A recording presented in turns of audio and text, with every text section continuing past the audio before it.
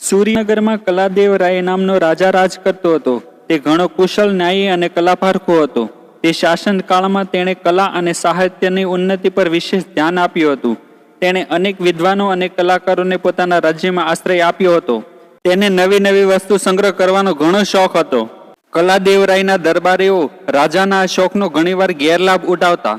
તેઓ રાજા માટે અવનવી વસ્તુઓ શોધી લાવતા અને તેના બદલામાં રાજા પાસેથી કિંમતી ભેટ પડાવી લેતા હતા. એકવાર એક બાજુના રાજ્યમાંથી બીજા બુદ્ધિશાળી રાજા મહેમાન બનીને આવેલા હતા. એકવાર એક દરબારીએ આબાદ યુક્તિ કરી.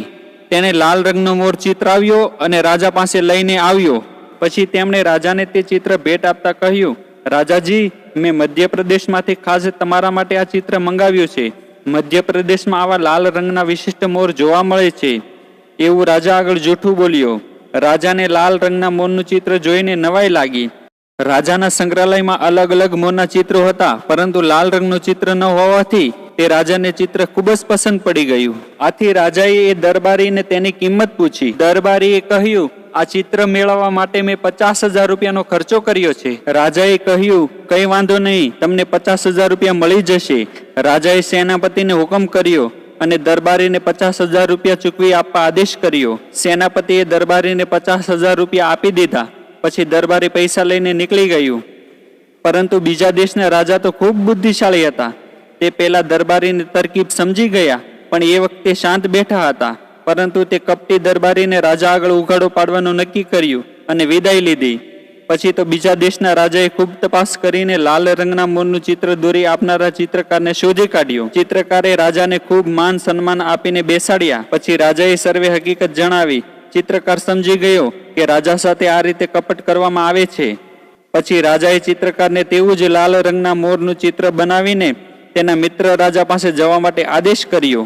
ચિત્રકારે કહ્યું, અમારા રાજા સાથે આવું કપટ કોઈ ના કરે તે માટે હું જરૂર ચિત્ર બનાવીશ. થોડા દિવસમાં ચિત્રકારે તેવું જ ચિત્ર તૈયાર કરી અને રાજાના દરબારમાં આવી પહોંચ્યો અને રાજાને તે આદરથી લાલ રંગનું મોરનું ચિત્ર ભેટ સ્વીકારવા કહ્યું. રાજાએ કહ્યું, અરે, આ ચિત્ર તમે ક્યાંથી મધ્યપ્રદેશમાંથી લાવ્યા છો અને આની કિંમત તો 50,000 જેટલી હશે. ત્યારે ચિત્રકારે કહ્યું, ના રાજા, આ ચિત્ર મેં જાતે જ બનાવ્યું છે. હું કોઈ પણ પ્રાણી કે પદાર્થના જુદા જુદા રંગના ચિત્રો બનાવવામાં કુશળ છું. એ ચિત્રકારે રાજાને સર્વે હકીકત સંભળાવી કે પેલો દરબારી મારી પાસે જ લાલ રંગના મોરનું ચિત્ર બનાવીને તમારી પાસે કપટ કરીને 50,000 રૂપિયા લઈ લીધા છે મહારાજ. ત્યારે ચિત્રકારને રાજાએ કહ્યું, તમને આ વાતની ખબર ક્યાંથી પડી? ચિત્રકારે કહ્યું, થોડા દિવસ પહેલા તમારી ત્યાં બાજુના દેશના રાજા આવેલા. તેમણે મને મુશ્કેલીથી ગોતી અને સર્વ હકીકત જણાવી અને તે દરબારીનું કપટ ઉઘાડું પાડવા કહ્યું. રાજાએ ચિત્રકારની પ્રશંસા કરી અને ચિત્રકારને અમૂલ્ય ભેટ આપી અને વિદાય કર્યા. પછી તો સેનાપતિને આદેશ કર્યો કે કપટી દરબારી જ્યાં હોય ત્યાંથી મારા દરબારમાં હાજર કરો.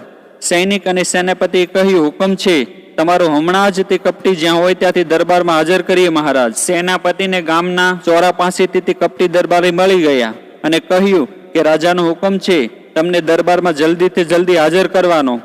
સૈનિકની કડક વાણી સાંભળીને તે કપટી દરબારી તરત જ ડરીને ઊભો થઈ ગયો અને રાજાની સમક્ષ દરબારમાં હાજર કર્યો.